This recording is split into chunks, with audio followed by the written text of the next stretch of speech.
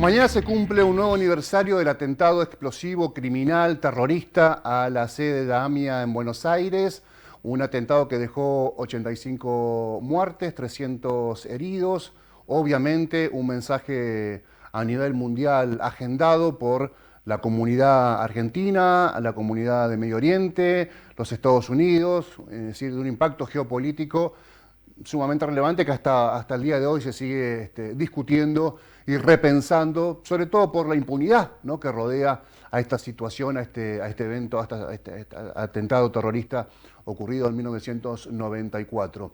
Alejandro Rúa fue designado en el 2001 jefe de la unidad AMIA, una representación del Estado Nacional para poder llegar a dar con los responsables, los autores materiales, los intelectuales, eventualmente la mano de obra local, y llevarlos a juicio. Escribió un libro, el año pasado lo publicó, 30 días, que relata justamente los 30 días de julio del 94, la previa y lo posterior al atentado, que dan cuenta de que el Estado Nacional sabía y lo que el Estado Nacional ocultó deliberadamente tras la explosión. Está comunicado con nosotros vía Zoom, vía virtual, así que lo saludamos. Alejandro, buenas noches, gracias por tomar contacto con nosotros.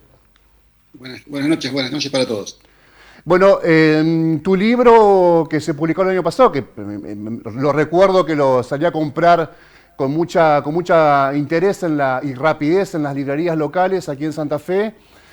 La verdad que tiene una precisión, ahí estamos viendo la portada de tu libro, una precisión que justifica, me parece, tu interés, o que demuestra tu interés en varias décadas sobre este atentado criminal, este atentado terrorista, y que da cuenta también con mucho detalle lo que sucedieron los días previos al atentado y lo que ocurrió después, y cómo la comunidad de inteligencia argentina estaba más o menos enterada de lo que podía llegar a ocurrir a partir de ciertos movimientos en Medio Oriente y ciertos movimientos también de los extremistas islámicos en distintos puntos del mundo, y también, digamos, lo posterior, que fue una muy mala investigación, una mala pesquisa, una intervención deliberadamente intencionada e intencionalmente desastrosa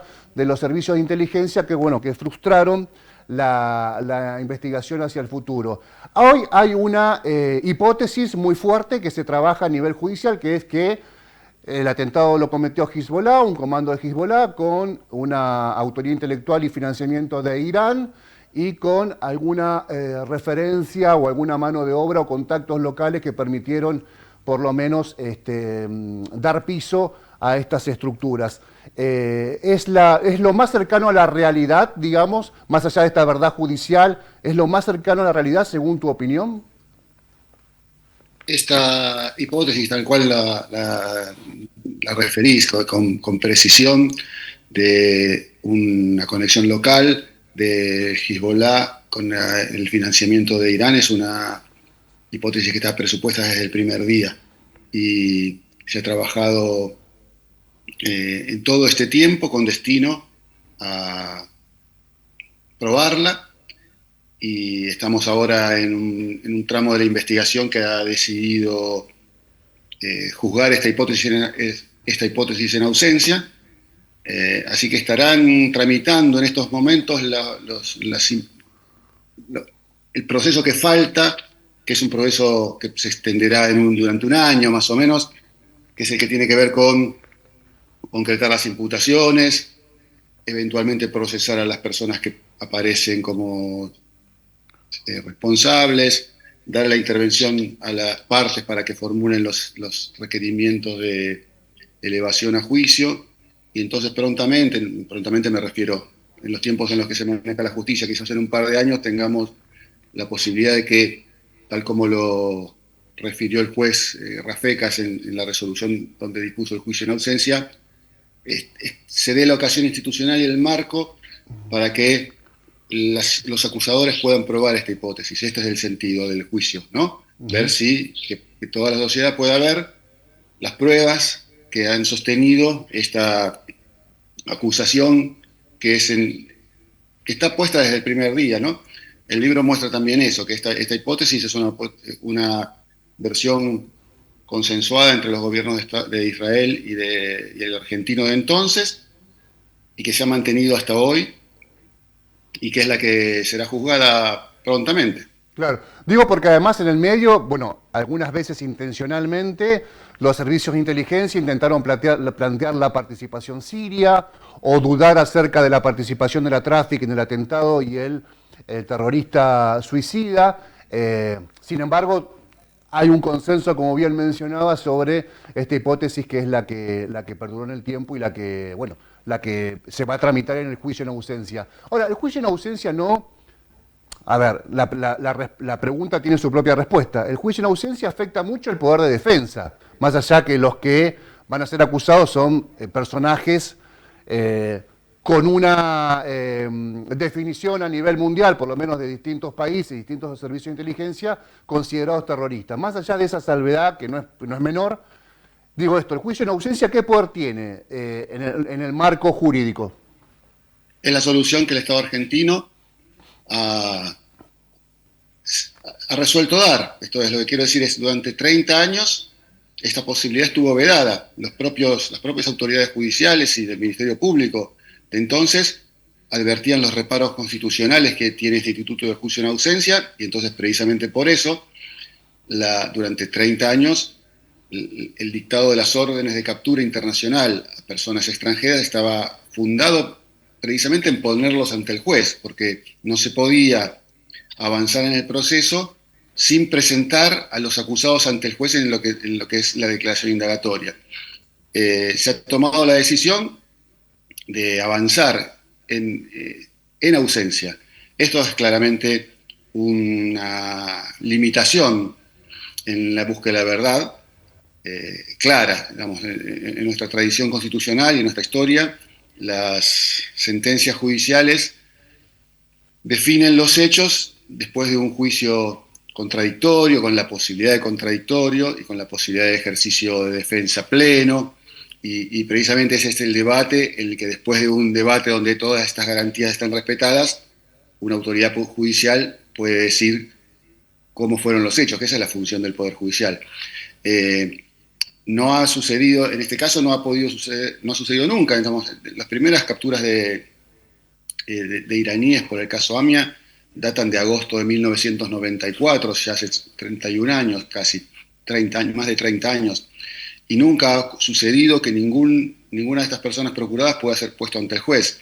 Entiendo que ante esa realidad se han cambiado las reglas, y ahora entonces la posibilidad que ha establecido el Congreso de la Nación, que ha establecido el Poder Ejecutivo mandando su proyecto, y que ahora ha establecido el Poder Judicial disponiendo a tramitar este juicio en ausencia, muestra que la institucionalidad argentina ha dispuesto que ahora vamos a juzgarlos de este modo.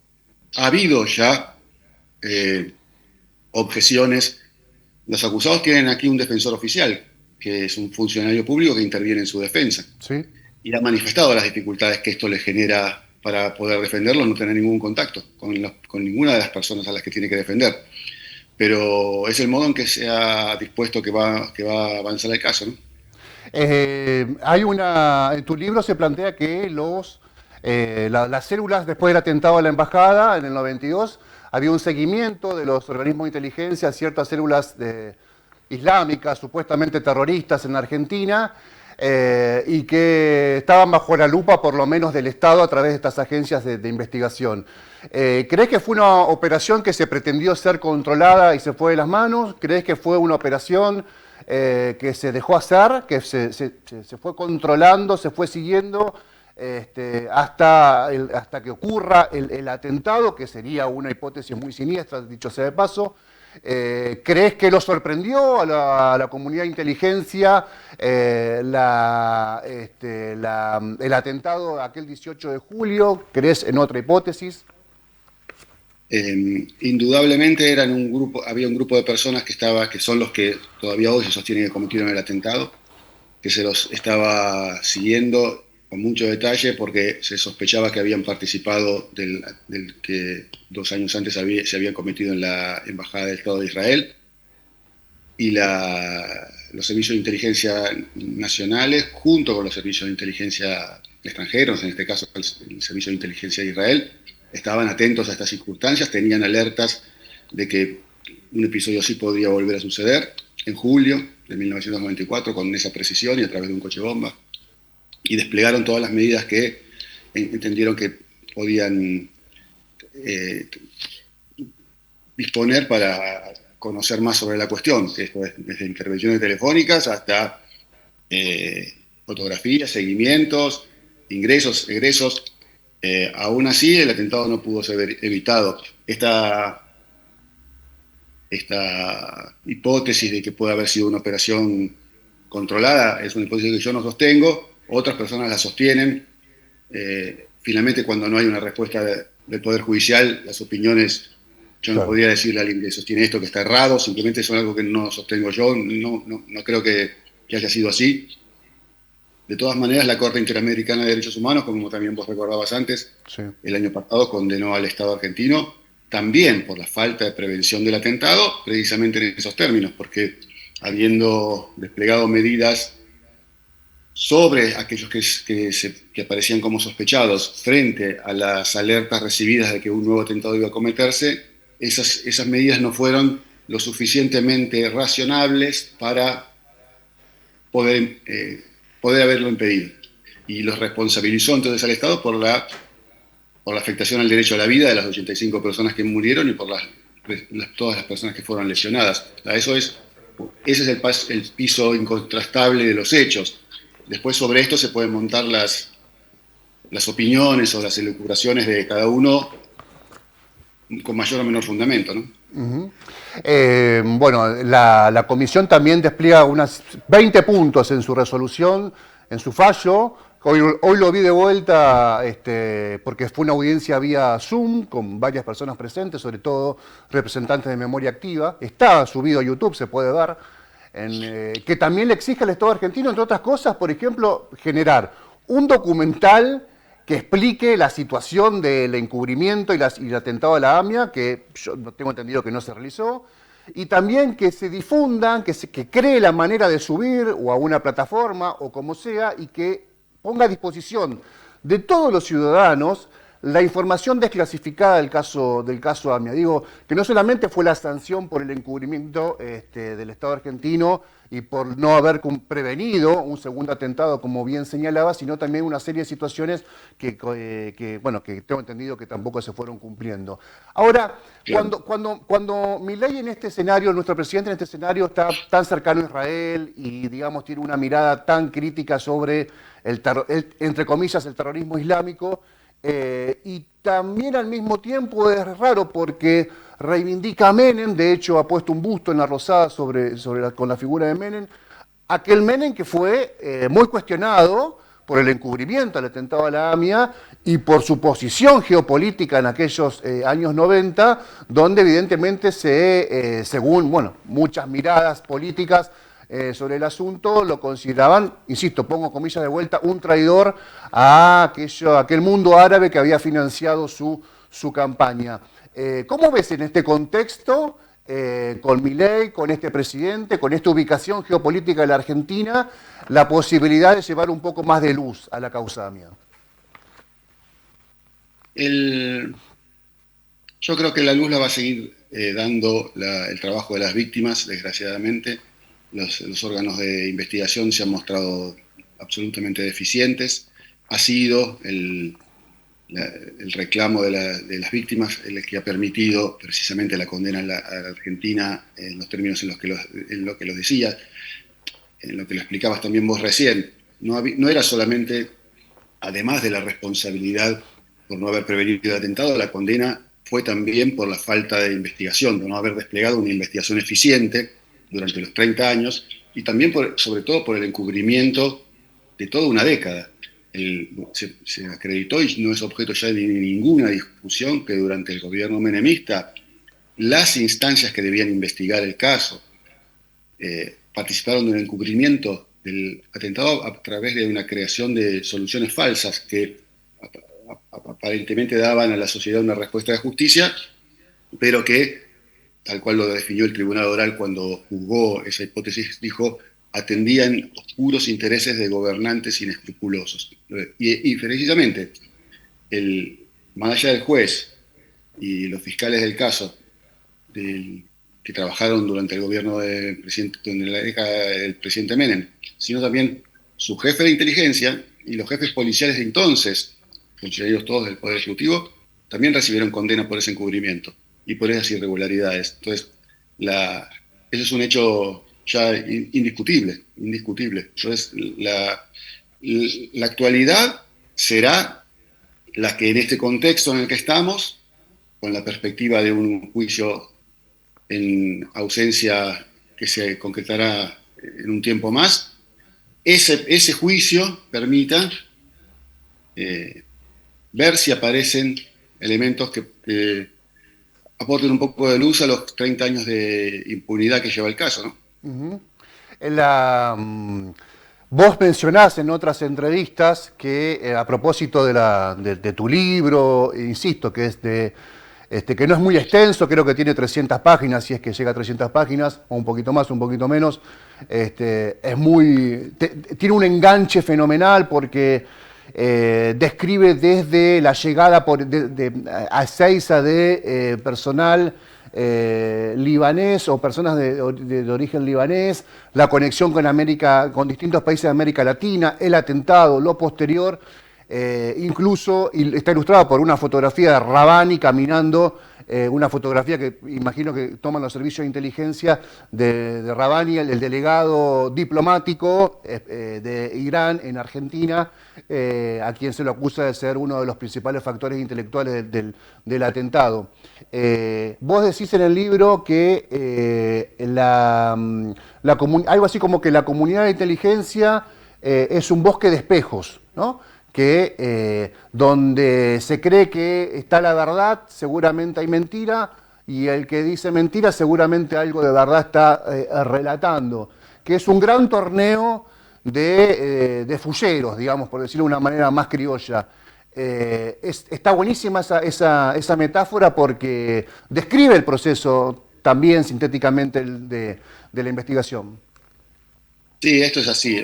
Me pareció que era ajustada. Esa es una frase sobre la selva de espejos con la que un alto jefe de la CIA histórico describió buena parte de estas operaciones, que es el modo en que se concretan las operaciones de inteligencia para dejar deslumbrado y confundido pensando que uno está viendo verdades cuando en verdad está viendo operaciones. No debemos olvidar que durante los 10 primeros años de la investigación, el Estado argentino, sobre todo a través del rol de su servicio de inteligencia, ¿no?, construyeron una hipótesis falsa de lo que había sucedido, pero no solo la hipótesis falsa a nivel de la conexión local, que fue juzgada y por la que recibieron condena por haber armado, sino que durante 10 años, a propósito de esa versión original del primer día, que todavía hoy se mantiene, de que hubo una conexión local, que fueron unos libaneses de Hezbollah y que participó el Estado de Irán, también en esos dos otros extremos, la operación de inteligencia fue destinada a señalamientos falsos. Así como estuvieron 10 años presos o una década presas personas de la conexión local que no habían sido, también estuvieron 10 años con pedido de captura unos, se decía que eran diplomáticos, unos funcionarios iraníes que no tenían absolutamente nada que ver con el caso. 10 años estuvo esa captura. Y eso también en 30 días se ve que fue el armado de una operación con destino a dar una solución que en apariencia responda a esa hipótesis de que fueron los iraníes y que aún hoy se sostienen, pero a través de una solución falsa, señalando unos iraníes que no habían sido. Y del mismo modo se intentó, pese a tener información sobre los libaneses que efectivamente aparecían sospechados, la actividad de inteligencia intentó, con la detención de otros libaneses en Paraguay, concretar la misma operación con destino a que se involucren falsamente en el caso. Estas son las operaciones que transforman este caso en una selva de espejos. ¿Qué es eso, no? Dice, las verdades son mentiras, la mentira es verdad, los arrepentidos son falsos y todo nos deja deslumbrados y confundidos, que es lo que se intentó durante tanto tiempo en este caso, que con algunas apariencias y con algunos presupuestos y con mucha difusión de información que parece verosímil, uno termine comprando y creyendo soluciones que no se corresponden con la realidad. Alejandro, una de las últimas, si no la última, los que vimos el documental de Netflix, que creo que tiene ya un lustro, ¿no?, de antigüedad, donde habla Estiuso, habla muchísimas personas vinculadas al proceso y que obviamente está anclado en la figura o pivotea sobre la figura de Nisman, de Alberto Nisman, y de todas las personas que tuvieron responsabilidad en la investigación desde distintos lugares sobre el atentado a la AMIA y obviamente siempre refiriéndose a la previa al atentado sobre la Embajada de Israel en el 1992. Vos tenés ahí un rol importante también opinando. ¿Cuál crees que fue el rol de Nisman? Si te podés separar un poco de si es posible, ¿no?, separarse, tomar distancia de todo lo que generó su muerte, dudosa todavía, investigada por la justicia argentina como un homicidio, con una pericia oficial previa que da cuenta de un suicidio. Si podemos tomar distancia de ese evento, ¿cómo fue el rol de Nisman en la investigación, según tu opinión? Nisman llegó al caso, o mejor dicho, fue investido para tomar un rol preponderante en el caso AMIA una vez que se derrumbó la operación de la inteligencia, de esta que hablábamos antes, de haber construido unos iraníes que no eran, unos libaneses que no eran y una conexión local que no era. Pasó a desplegar su actividad como responsable del Ministerio Público, destinado únicamente a este caso, con destino a sostener la segunda operación de inteligencia que se armó a partir de ahí y que es la que todavía está para ser juzgada. Lo que quiero decir es, la crítica que le ha hecho la Corte Interamericana al Estado argentino por este caso tiene que ver también con este segundo tramo que se ha extendido durante 20 años, y los cuestionamientos son a que el trabajo de esta unidad fiscal que fue creada y en la que fue por tantos años su titular, también fracasó en no poder haber superado las instancias de los informes de inteligencia con pruebas que puedan dar luz sobre lo sucedido y que pueda haber llevado al juicio y la condena de las personas responsables. Omitido ahora la necesidad de tenerlos presentes, toda esta situación va a ser sometida a juicio en el curso de los próximos años a través de un juicio en ausencia. Alejandro, muchas gracias por tu tiempo, muy recomendable la lectura de tu libro. Me imagino que ya tiene varias ediciones, o me equivoco. Todavía no. Todavía no. Bueno, lo recomendamos desde acá, es muy impresionante, lo reitero, lo minucioso, lo pormenorizado, el detalle que hay en cada una de las páginas, contando la previa y contando el mes de julio del 94, obviamente con mucho contexto en cada uno de los días, en la previa y en el post atentado a la sede de la AMIA, y que le explica muy bien, con mucha información, lo que ocurrió hace 31 años. Mañana se cumplen 31 años. Así que muchas gracias, Alejandro, y que tengas muy buenas noches. Muchas gracias. Muchas gracias a ustedes y buenas noches para todos. Muchas gracias. Alejandro Rúa, autor del libro 30 días, la trama del atentado a la AMIA, como dijimos, un libro muy recomendable, un libro para entender el atentado terrorista a la AMIA, para entender a la Argentina, para entender los 90, para entender la actualidad, para entender los servicios de inteligencia, para entender cómo funciona la comunidad, la Argentina dentro de un concierto geopolítico, todo eso tiene el libro, yo lo recomiendo. No soy el promotor de Rúa, no soy su operador editorial, pero bueno, lo quiero recomendar para aquellos que no pudieron leerlo. Vamos a una pausa, ya venimos.